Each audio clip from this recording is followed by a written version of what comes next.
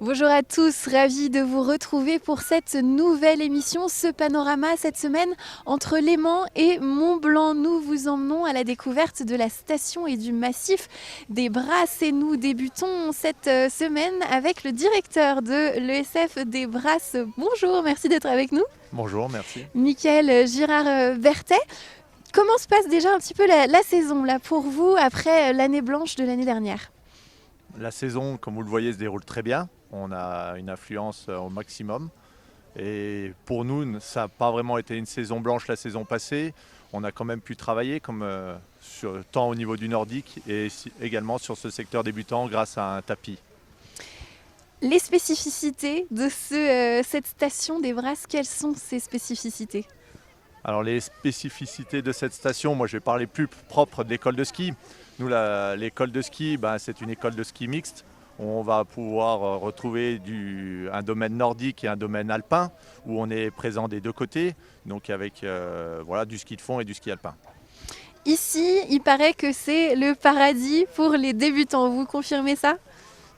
C'est exactement ça, c'est le paradis des débutants qui s'agrandit d'année en année avec la création d'un tunnel et d'un nouveau tapis qui a été installé au niveau du jardin d'enfants. Qui sont vos clients principalement sur ce domaine d'abord de ski alpin ? Nos clients, c'est une clientèle, on va dire locale, mais locale qui va rayonner assez loin. On peut dire qu'on a tout de suite des gens qui peuvent venir à 45 minutes de route comme à 2 minutes. Et puis, vous l'avez dit, il y a la spécificité aussi.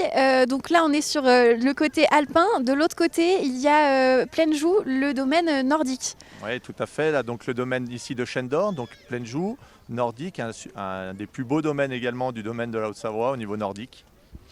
Là, les moniteurs sont aussi disponibles pour apprendre le ski de fond. Quels sont un petit peu les niveaux sur le domaine nordique, justement ? Est-ce que c'est accessible à tous ? Le domaine, c'est vraiment accessible à tous. On est bien sûr présent pour vous accueillir. Il n'y a pas de niveau.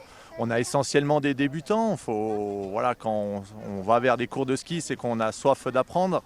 Après, un peu plus tard, on vient confirmer des acquis techniques, mais principalement, c'est des débutants. Vous êtes directeur depuis combien de temps de l'ESF ? C'est ma 2e saison. Quel est votre lien avec ce territoire, cette station ?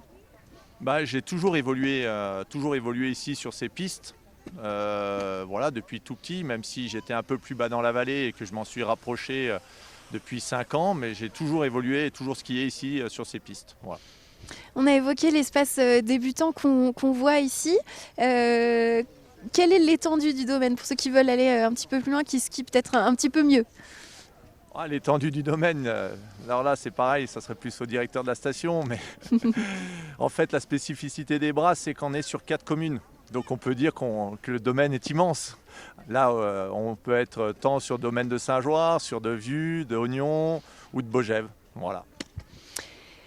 Qu'est-ce qu'on vous souhaite là pour la suite de la saison ? Comment ça s'annonce aussi peut-être là on est en plein dans les vacances de février, j'imagine que vous faites le plein. On fait effectivement le plein, donc c'est notre 2e semaine où l'ensemble de nos moniteurs sont complets, où on refuse malheureusement du monde.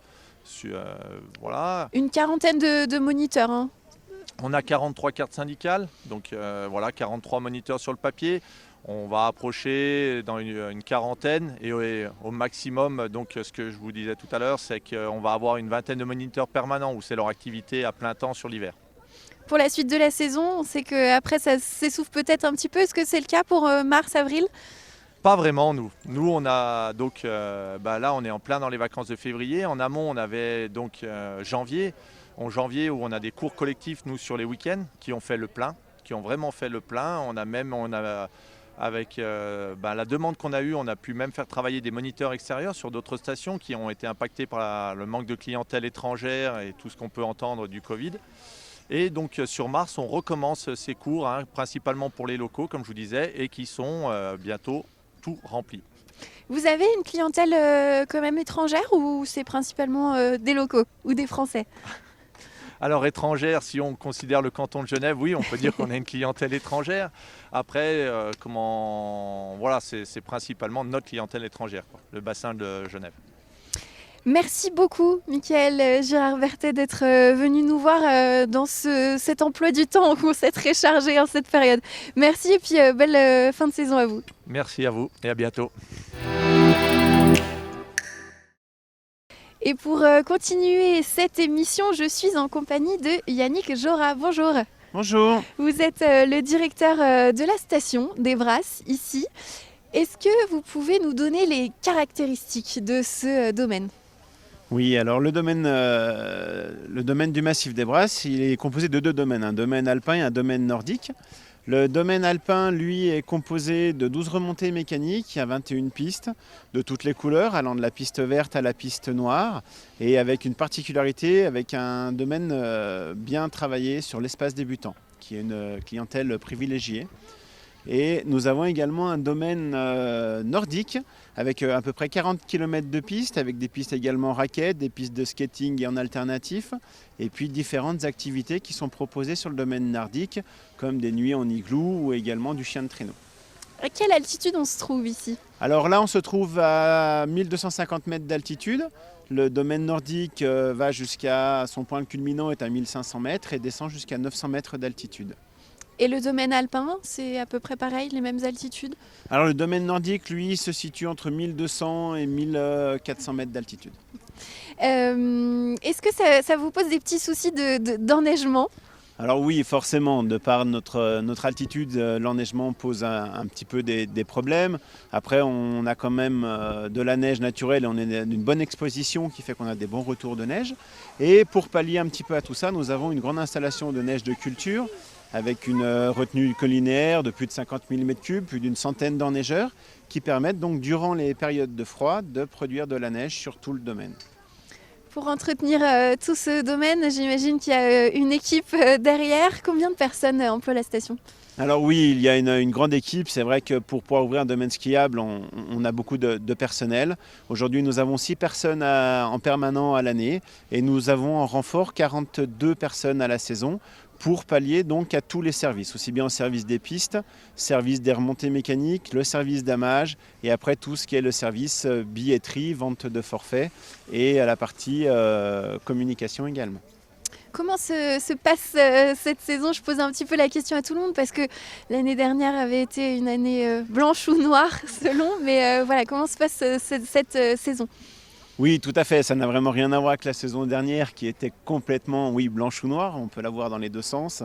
Donc c'est une saison, c'est qu'on a quand même beaucoup de monde qui reviennent. Nous, on avait quand même eu une grande fréquentation l'année passée sur le domaine nordique parce qu'il n'y avait pas de contraintes sanitaires l'année dernière sur le domaine nordique. Cette année, par contre, on a le retour qui était, je pense, très attendu du domaine alpin, où là, on voit qu'on a quand même beaucoup de monde. On a eu beaucoup de monde sur les vacances de décembre, malgré une deuxième semaine avec une météo un petit peu variable. Et puis là, sur le mois de janvier et les vacances de février, nous avons une très bonne fréquentation du domaine. On voit que les gens ont vraiment envie de continuer le ski, en tout cas. On parle beaucoup cette année, peut-être un petit peu plus que les autres années, de l'accidentologie notamment. On a quelques ressentis dans certaines stations. On dit justement il y a beaucoup de monde, les gens les pistes de ski leur ont manqué, du coup ils sont un petit peu tout fous. Comment ça se passe sur les pistes cette année pour vous ? Alors oui, malheureusement de l'accidentologie, il y en a toujours. C'est pas spécifique à cette année. Il est vrai qu'il y a du monde, mais je ne pense pas que c'est plus dû au monde. C'est vrai qu'il y a plus de gens peut-être qui se lâchent un petit peu, on va dire, et qui ont envie de prendre du plaisir. Alors peut-être que c'est dû au déconfinement, on va dire, et que les gens oublient un petit peu les règles de sécurité et peut-être un petit peu la vitesse qui est un petit peu mise en cause aussi. Qu'est-ce qui vous plaît, vous, personnellement, dans cette station, ce massif des Brasses ? Alors, ce qui me plaît énormément dans le massif des Brasses, c'est cette proximité, en fait, de voir tous ces gens qui apprennent le ski. Je trouve ça assez magique de voir les gens qui apprennent et qui continuent à skier. Et puis, ce que j'aime bien aussi, c'est cette diversité qu'on peut apporter entre à la fois de l'alpin et du nordique, et des paysages et un panorama qui est vraiment très, très sympa sur le massif des Brasses. Ouais. Depuis combien de temps vous êtes à la tête de cette station ? Alors moi je suis à la direction du domaine depuis bientôt 7 ans, donc ça fait plusieurs saisons qui sont toutes variables et que j'apprécie énormément. Est-ce qu'il y a des projets pour la suite de développement de la station ? Alors oui, tout à fait. Il y a des projets. Chaque année, de toute façon, il y a des projets qui se mettent en place, même si l'année dernière a été une année un petit peu compliquée. On a quand même fait des projets avec un nouveau tapis cette année sur l'espace débutant. Et il y a des projets à plus ou moyen long terme également sur de la diversification pour de la multisaison. Donc apporter un complément d'offre à l'activité actuelle sur l'après-ski et même pendant la journée avec notre clientèle de proximité, parce que pas tout le monde n'est skieur aujourd'hui, mais c'est profiter en fait de cette ambiance hivernale. Et on sait qu'effectivement, pour beaucoup de stations, cette diversification est importante. Oui. Merci beaucoup, merci Yannick merci à vous. Jaura d'être venu nous voir. On vous souhaite une belle suite de saison. Merci bien. Merci à vous également pour votre fidélité. Merci à toute l'équipe derrière les caméras et à la station des Brasses de nous accueillir. On se retrouve demain pour le 2e épisode à la rencontre d'un musher. À très vite.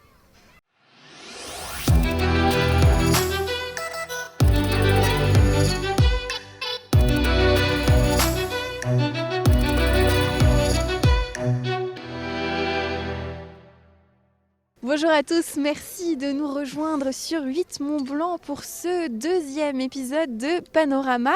Et aujourd'hui, nous rencontrons Frédéric Beauvais. Bonjour. Bonjour. Merci d'être avec nous. Vous êtes musher, vous êtes un aventurier, on peut le dire. Un petit aventurier. Comment ça a commencé toutes ces aventures, le goût de l'aventure, d'où est-ce qu'il vous vient ?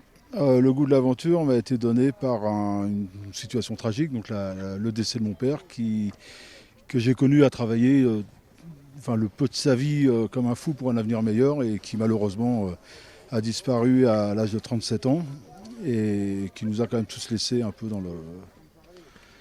en plan, quoi. Et je me suis dit que tout ce temps qu'il avait perdu à ne pas réaliser ses rêves, moi j'allais le faire à sa place. Et donc j'ai commencé de bonne heure à bouger. Donc, voilà. C'était quoi vos rêves alors ?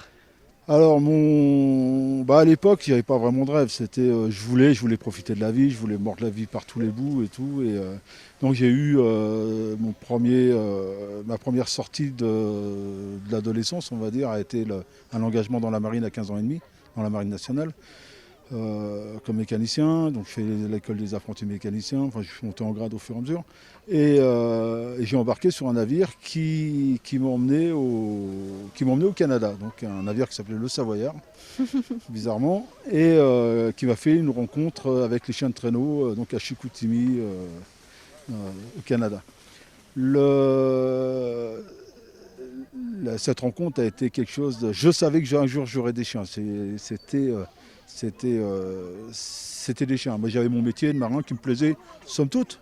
Peut-être pas forcément dans l'armée, mais le métier de marin me plaisait bien, il me permettait de naviguer partout. Et donc j'ai commencé à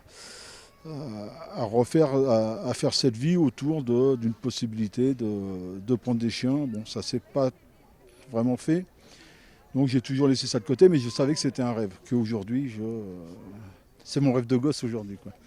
Donc voilà, ça c'est vraiment le premier rêve. Le deuxième rêve, j'étais marin, donc j'ai navigué sur des gros bateaux, autant bateaux de guerre, bateaux de pêche, parce que je suis marin-pêcheur, donc un peu au commerce, pas beaucoup, dans la plaisance, donc je faisais pas mal de convoyages, j'ai dirigé une base de location de voiliers dans les Antilles, et j'avais ce truc, j'ai toujours navigué sur des bateaux et je me suis dit qu'il faudrait qu'un jour je construise des bateaux, c'est ça. J'ai eu une période de ma vie, donc en 2000, je sais plus combien, 2006, je crois, 2007, où on m'a donné la possibilité de diriger un chantier naval. Donc j'ai sauté dessus et puis là ça a été la consécration de pouvoir. D'ailleurs le directeur technique de la station a navigué sur un des bateaux que j'ai construit. Donc, en discutant, c'est...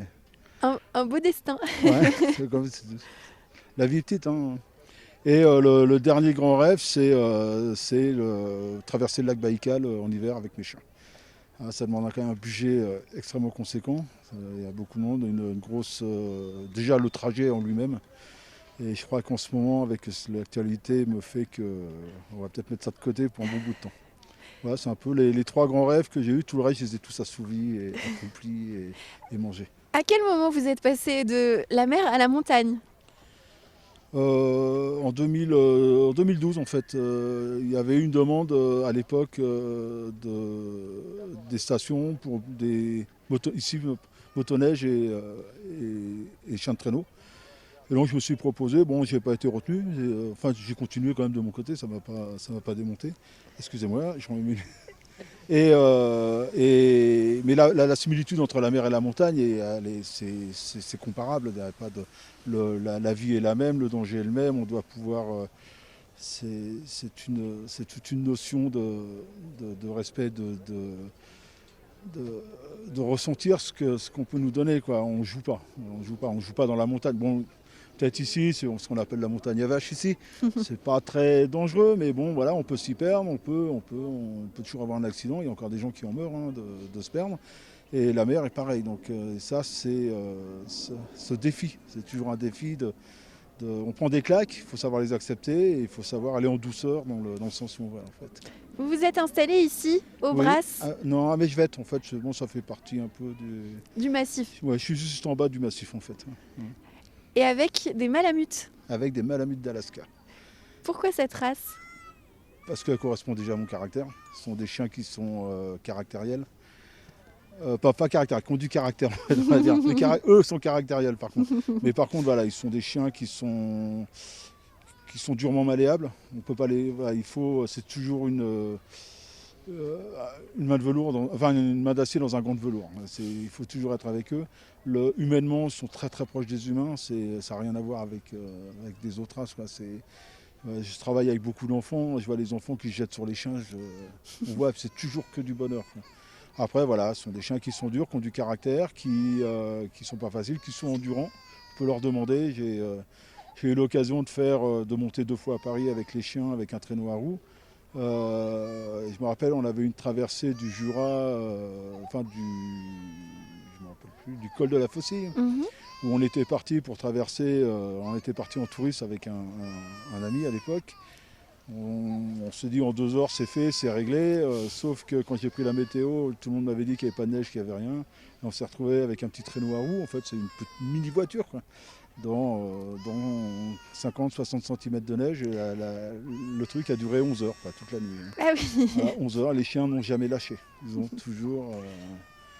C'est ce qui me plaît avec les malamutes. Qu'est-ce que vous proposez comme activité aux touristes, aux vacanciers qui sont ici dans le massif? Alors je propose que des baptêmes. J'emmène des gens donc, dans le traîneau et on se fait une promenade sur les pistes de pleine joue en fait. Donc il n'y a rien de sportif hein, pour eux. Ils sont plus sportifs pour moi, pour les chiens, surtout avec les températures qu'on a aujourd'hui, une neige qui colle, donc c'est beaucoup plus compliqué. Après, ça me tient en forme. Moi, je me plains pas, ça me va. J'aime bien. Moi, j'aime bien toujours ces défis d'aller, de pouvoir emmener du monde, de faire plaisir. Parce que c'est quand même ces échanges qu'on a. J'ai des échanges assez sympas avec les gens. Et, c'est toujours bien, toujours bénéfique, toujours. Puis bon, ça donne des étoiles dans les yeux aussi aux enfants. C'est le bonheur, quoi. Le bonheur qu'on peut. Et ces chiens ne font que ça, quoi. Ne donnent que du bonheur, en fait. Qu'est-ce qui vous plaît dans ce massif aussi, ces montagnes ici au Brasse?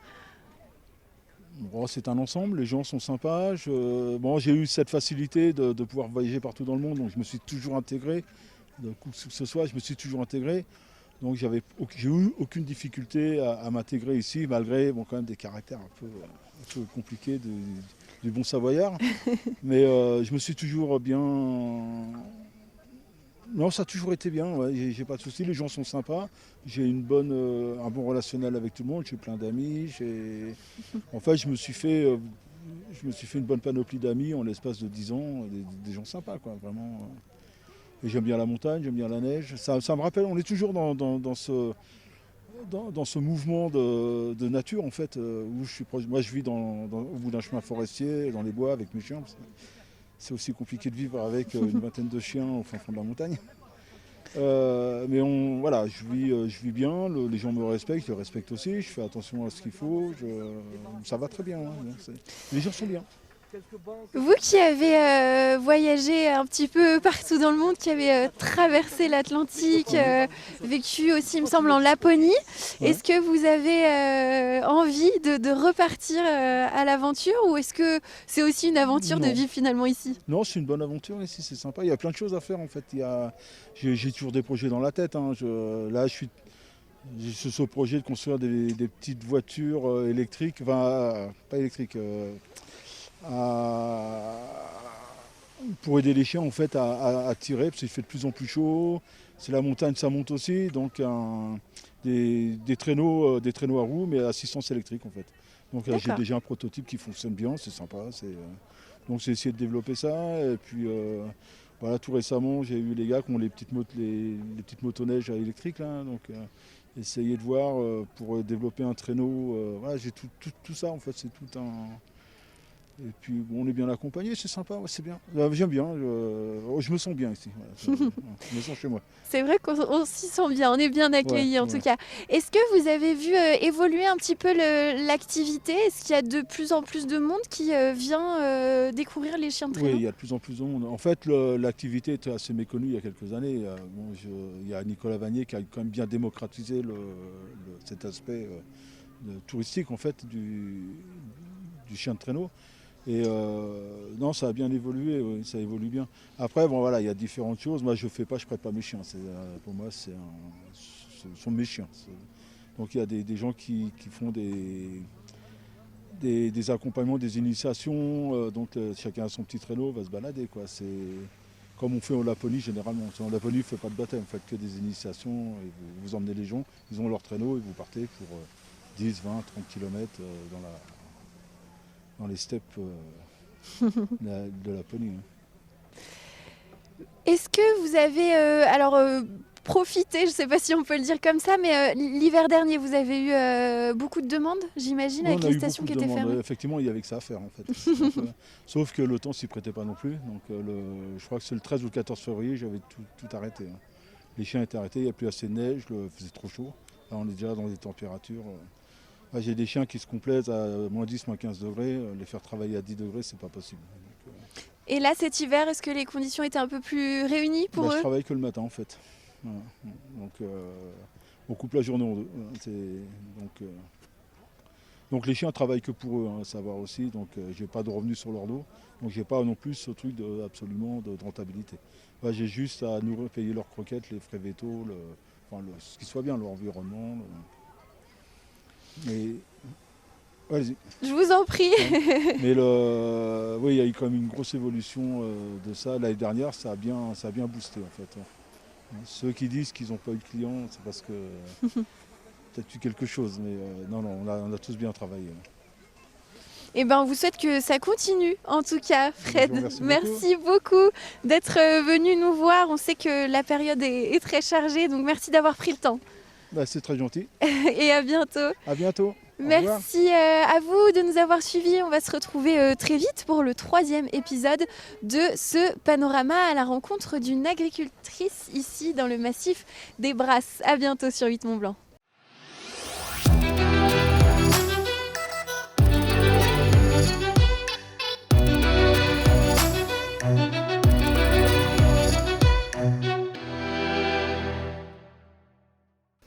Bonjour à tous, ravie de vous retrouver pour ce 3e épisode de notre panorama consacré aux Brasses, au massif des Brasses. Nous sommes toujours ici au cœur du domaine skiable de la station et aujourd'hui nous allons parler agriculture avec mon invité du jour. Bonjour Anne. Bonjour. Merci d'être avec nous, de nous avoir rejoints sur ce plateau. Vous venez d'un petit peu plus loin, vous avez une chèvrerie à Ognon. Voilà, à Ognon, la chèvrerie des Barrettes.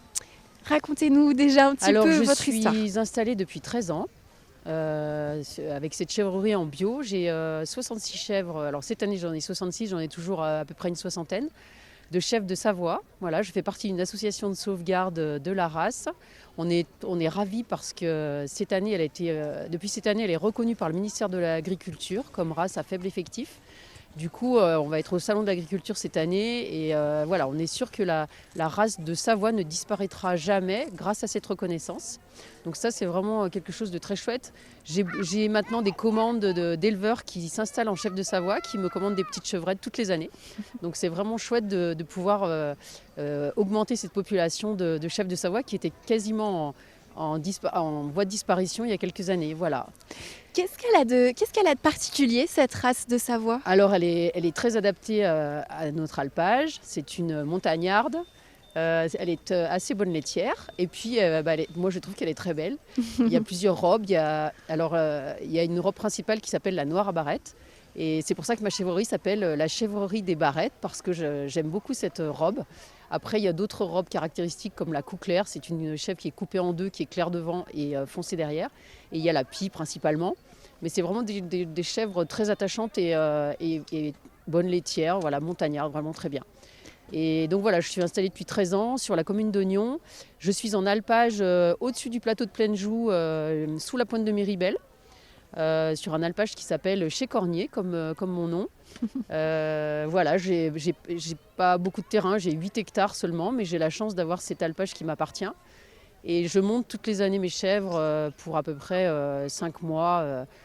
J'emmontagne mes chèvres et puis je démontagne au mois d'octobre en général. Voilà. Un alpage qui a un petit nom patois aussi, vous m'avez dit, je crois. Oui, alors pour les gens du coin qui connaissent, ça s'appelle le coyeux. Le coyeux, ça veut dire un couloir de lait, parce que je suis dans un endroit qui fait comme une combe. Voilà, donc c'est un alpage qui est assez tardif au printemps, donc on ne monte pas très tôt. Mais par contre, on a la chance de pouvoir y rester assez tard dans la saison, par rapport au plateau de Plaine-Joux qui est déjà beaucoup plus avancé au niveau de la végétation. Moi, c'est encore assez vert au mois de septembre, octobre, et j'ai la chance de pouvoir faire pâturer mes chèvres, voilà, vraiment l'automne là-haut. Comment vous avez débuté votre activité? Comment vous êtes arrivé dans cette profession? Alors, c'est une reconversion. Moi, je faisais du recrutement dans le milieu industriel et mes parents m'ont légué ce chalet. Et c'est ça qui a vraiment déclenché cette envie chez moi que j'avais déjà depuis longtemps, mais sans foncier, sans alpage, je n'envisageais pas du tout de m'installer parce que pour moi, c'était essentiel d'être alpagiste dans ce métier. Et pourquoi voilà. C'est essentiel? Dans le respect de cet animal, voilà, il y a beaucoup de gens qui sont en élevage hors sol aujourd'hui. Moi, ce n'est pas du tout ce à quoi j'adhère, même si c'est beaucoup plus de travail de faire des parcs, de monter, de descendre le lait, le matériel, etc. etc. C'est un travail qui change au cours de l'année. C'est un lait aussi dont la qualité change parce que les chèvres pâturent justement en altitude. Voilà, c'est beaucoup plus riche, je trouve, que d'avoir un bâtiment fixe toute l'année et puis de ne pas sortir les chèvres, évidemment. Vous avez parlé du respect de l'animal, je crois que c'est quelque chose qui vous tient particulièrement à cœur. Oui, bien sûr. J'essaye de travailler le plus possible dans l'harmonie avec mon troupeau. Depuis quelques années, en étant en bio, j'ai des pratiques un peu alternatives. Alors évidemment, quand il y a besoin, j'utilise l'allopathie, bien sûr. Quand un animal est trop en souffrance ou vraiment en fin de vie ou qu'il y a une pathologie très sévère qui ne peut pas être traitée autrement. Mais par contre, j'utilise beaucoup l'homéopathie. Ça fait plus de 10 ans que je pratique. Je fais des perfectionnements toutes les années. Et puis, depuis quelques années, depuis 5 ou 6 ans, j'ai vraiment développé une prise en charge énergétique de mon troupeau pour justement essayer d'être le plus possible en harmonie avec notre terroir, le contexte d'élevage. Voilà, donc je l'utilise un peu au quotidien. C'est un peu un mode de vie, on va dire, qui fait partie de mes chèvres et de ma vie personnelle également. Est-ce qu'on peut peut-être expliquer pour ceux qui connaissent pas bien tout ce qui est les énergies, l'énergéticien, enfin, est-ce que cette pratique que vous faites avec vos animaux? Alors, c'est tout un travail de placement dans un contexte, dans ce cosmos dans lequel on est, essayer de réharmoniser les choses, voilà, c'est un travail beaucoup d'empathie avec l'animal ou avec le troupeau. La base, c'est ça en fait. et induire quelque chose à l'animal qui soit à même de le saisir pour justement faire un travail et se réharmoniser lui-même. Voilà. Est-ce que ça fonctionne? Est-ce que votre production se passe bien et en harmonie justement? Oui, cette année c'est bien lancé. Donc mes chèvres ont quasiment toutes mis bas là. J'aime bien commencer tôt la saison pour justement pouvoir accueillir tous les vacanciers qui viennent sur le plateau et sur les brasses. Du coup, après le ski ou quand il fait vraiment mauvais, ils viennent voir tous les petits chevreaux à la chèvrerie, assister à la traite. Donc, et puis également, j'aime bien avoir des mises bas très précoces pour pouvoir proposer mes produits, mes fromages sur le marché d'oignons le samedi matin et à Vieux le lundi matin. Voilà. Et, on peut donc venir visiter votre ferme Oui, bien sûr, avec plaisir, tous les jours à partir de 16h, l'heure à laquelle je trais. Voilà. Comment se passe, vous l'avez déjà un petit peu dit, mais cette saison, parce qu'on sait qu'il y a eu peut-être un petit peu moins de monde, par exemple l'hiver dernier, là, est-ce que les vacanciers sont de nouveau Alors au moi, rendez-vous? j'ai l'impression qu'il y a beaucoup de gens sur les pistes cette année, et puis même en général sur la région. Voilà. L'année dernière, c'était vraiment désert, et cette année, on a vraiment... je sens vraiment cette envie qu'ont eu les gens de revenir sur les sports d'hiver et sur notre beau plateau où il y a quand même toujours les gens au niveau local qui viennent tous les week-ends, enfin quand ils ont des jours de congé, quoi. C'est un massif qui reste finalement assez confidentiel, peu connu. On a la petite station des Brasses. Qu'est-ce qui fait la particularité de ce territoire selon vous? Je pense que c'est un territoire qui est quand même encore un peu agricole. Donc ça, je trouve que c'est sympa. Ça reste quelque chose ça reste à dimension très familiale, je pense. Et c'est pour ça, en fait, ce massif est connu sans être... C'est un petit massif, mais qui est quand même connu par une clientèle, je pense, qui justement est à la recherche de petites stations, de convivialité, voilà, pas de gros tourisme, quoi. Voilà. Vous êtes vraiment originaire du coin? C'est une histoire familiale aussi? Mon père est de Mechevette, voilà. Ma grand-mère était d'Oignon, ma mère de La Tour, donc voilà. C'était logique, ça allait de soi pour vous de rester dans le coin? Je suis partie pendant quand même pas mal d'années, et puis j'avais vraiment envie de revenir à mon origine, et puis le fait de récupérer ce chalet d'alpage m'a permis de valoriser cette terre, et ça c'était vraiment un cadeau pour moi. L'été, on vous retrouve en alpage du coup? Voilà, en alpage, donc juste sous la pointe de Méribel. Vous pouvez appeler, il y a toujours sur la petite plaquette de la Maison des Brasses, il y a toujours mes coordonnées, vous pouvez les appeler, et à ce moment-là, je vous répondrai avec plaisir. Ils vous donneront mon numéro et je vous explique où c'est en alpage. Je ne mets pas de panneaux toujours pour la tranquillité des chèvres. Mais en général, les gens ne se perdent pas trop. Ils arrivent toujours à trouver avec mes explications. Et je vous accueille là-haut l'été, sur la période de juillet-août, ou même au-delà, septembre, même juin, avec plaisir, pareil aux horaires de traite. Donc l'été, je traite là-haut vers 15h. Est-ce que vous avez des projets de développement? Vous l'avez dit, vous avez une soixantaine de chèvres. Vous allez encore vous développer? Non, je ne peux pas développer parce que malheureusement, je n'ai pas assez de terrain.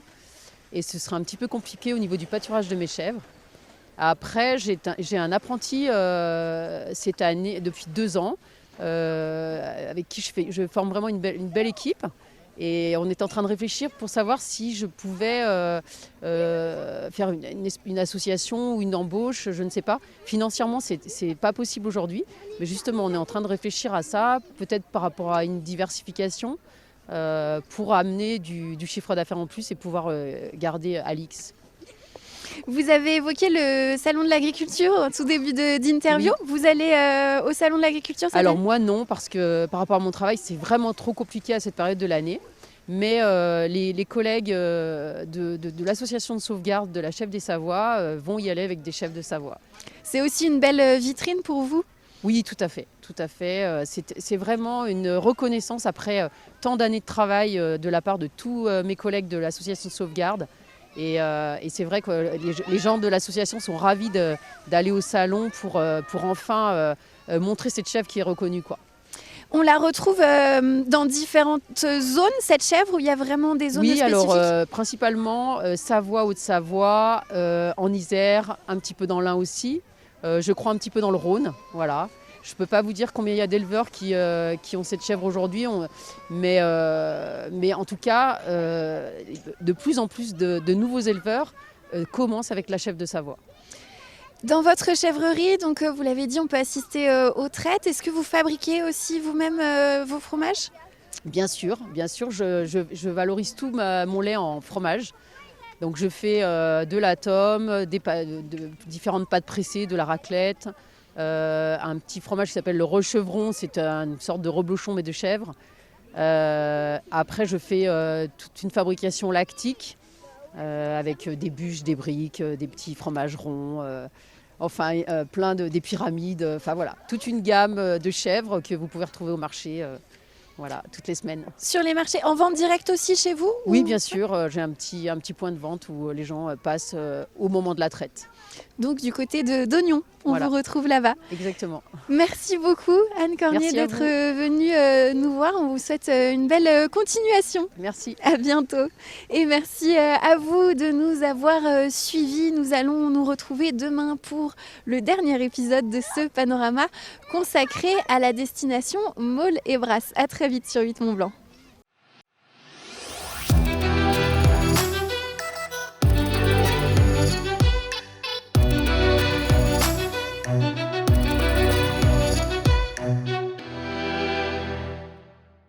Bienvenue sur 8 Mont Blanc, merci de nous rejoindre. Nous sommes toujours dans la station des Brasses et pour ce dernier épisode, nous vous proposons un zoom sur les activités nordiques avec Théophile Morton. Bonjour. Bonjour. Merci d'être avec nous. Vous êtes moniteur indépendant spécialisé dans les activités nordiques tout simplement.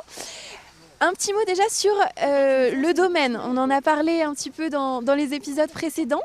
Mais qu'est-ce qui fait, d'après vous, les spécificités de ce domaine nordique ici dans le massif des Brasses?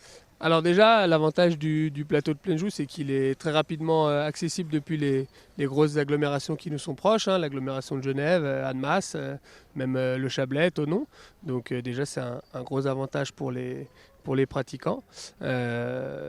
Et puis après, c'est un domaine qui est relativement vallonné et varié. Du coup, on a vraiment des pistes de difficultés importantes pour les gens qui veulent, pour les grands sportifs, les amateurs de pistes compliquées. Et un espace débutant aussi, qui est très adapté pour la découverte, avec une grosse capacité d'accueil, notamment en termes de location de matériel. Ça permet d'accueillir énormément de scolaires et aussi de particuliers le week-end pour découvrir ce plateau. Vous avez fait le choix, je l'ai dit, vous êtes moniteur indépendant, donc dans cette structure sport, loisirs, animation, vous êtes deux, il me semble, vous m'avez dit. C'est ça, ouais, on est deux, donc moi-même et puis mon collègue Luc Cottarel, donc pour proposer des activités nordiques tout au long de l'hiver et le reste de l'année aussi, mais notamment l'hiver, du ski de fond, du ski de randonnée nordique aussi, et puis de la raquette. Pourquoi du biathlon, bien sûr. Et le biathlon, on ne l'oublie pas. Pourquoi vous avez fait ce choix de vous spécialiser dans les activités nordiques? Par passion, premièrement. Nous, avec Luc, on est issu du ski club de Villars, qui est le ski club local du plateau de Plainjoux. Et donc, on a suivi notre formation de skieur au sein du ski club en tant que skieur de fond. Ensuite, on s'est orienté vers le monitorat. Et puis après, tout naturellement, on a décidé d'en faire notre métier. Donc Luc plus sur l'enseignement. Moi, pendant longtemps, j'étais entraîneur du ski club.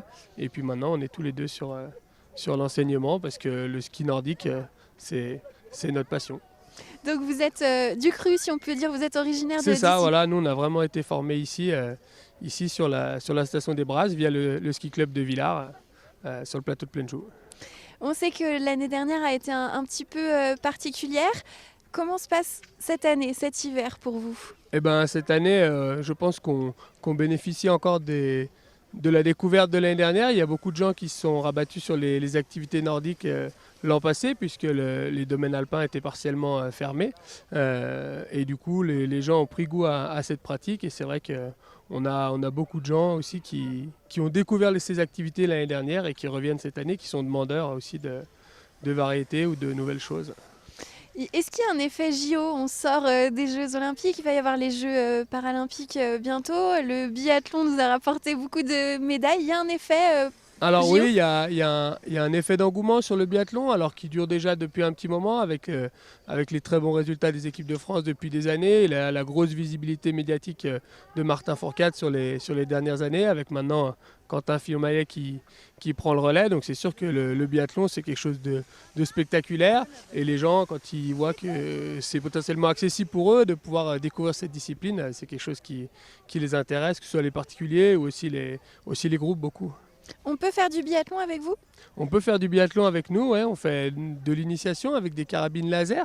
Donc c'est du matériel électrique qui permet de s'initier notamment à 10 mètres, mais on peut tirer de 5 à 25 mètres. Et puis d'avoir un effort physique autour de cette pratique. Donc principalement en ski de fond, que ce soit en ski de fond en style alternatif pour les gens qui débutent, ou en skating.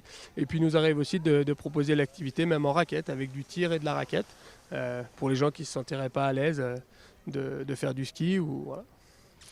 Ça veut dire qu'il y a un pas de tir sur le domaine de... Alors sur le domaine de Plainjou, il y a plusieurs pas de tir. Il y a un pas de tir de l'école de ski, il y a le pas de tir du ski club, il y a aussi un pas de tir aménagé dans une carrière pour les compétiteurs du ski club. Donc on peut même tirer à 50 mètres uniquement pour les compétiteurs. Et après, l'avantage, nous, de notre matériel de tir laser, c'est qu'on peut s'installer un peu n'importe où, puisqu'en termes de sécurité, il n'y a pas de souci de sécurité, puisque c'est du matériel électronique sans danger. Donc ça permet aussi de s'adapter à l'enneigement et de pouvoir se placer où on veut sur le domaine.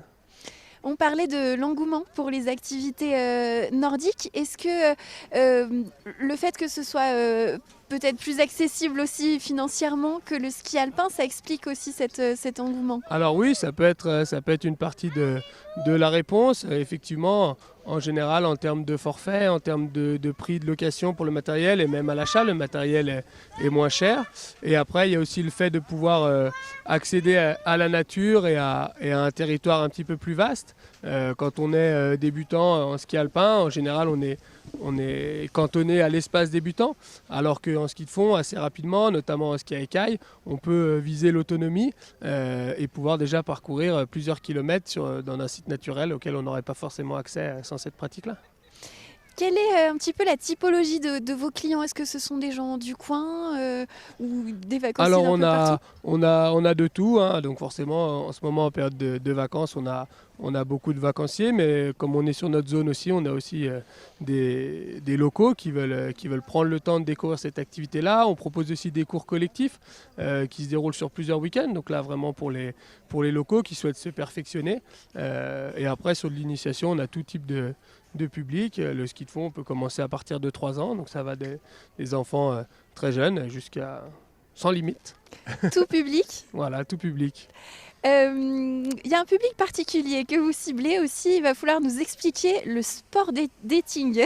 Alors le sport dating, c'est quelque chose qu'on a lancé cet hiver avec Luc. L'idée, c'est de proposer des sorties en raquette nocturnes pour les célibataires.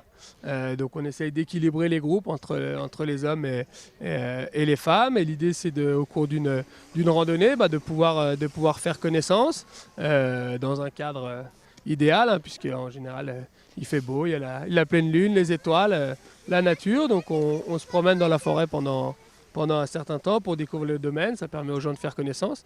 Et ensuite la soirée se prolonge dans un restaurant de la station, et puis donc autour d'un repas et puis de quelques petits jeux aussi pour permettre de mieux faire connaissance, et puis pourquoi pas Et créer plus des rencontres. si affinité, comme Voilà. on dit. Mais d'où vous est venue cette idée? Il y avait une demande? Alors du coup, il y avait une demande. C'est quelque chose qui peut exister aussi dans d'autres endroits. Et puis c'est quelque chose qui avait existé il y a quelques années sur le plateau de Plainjou à la salle Orsac. Et c'est là que mon collègue Luc a rencontré sa femme, avec laquelle il a actuellement un enfant. Donc ils se sont dit que ce serait sympa de pouvoir aussi proposer cette expérience à d'autres gens. Comme Voilà. quoi ça fonctionne. Comme quoi ça fonctionne. C'est ce que j'allais vous demander. Est-ce que vous avez d'autres histoires d'amour qui sont nées Alors on l'a vraiment relancé cet hiver. Alors il faudra peut-être qu'on attende encore quelques mois, quelques semaines pour avoir des nouvelles de nos clients, mais on espère. Merci beaucoup en tout cas Théophile d'être venu nous voir. Bravo pour cette belle initiative et on Merci. vous souhaite une bonne continuation pour cette saison. Eh ben, merci à vous. Merci également à vous pour votre fidélité. J'en profite pour remercier également la station, le massif Maule et Brasse, Julie Arbeit également et son équipe de Like 10 pour l'organisation de cette émission. Merci également à François Pirot, bien sûr, à la réalisation et à Manon Boulben pour la coordination de cette émission. On va se retrouver très très vite sur 8 Mont Blanc. Je vous dis donc à bientôt.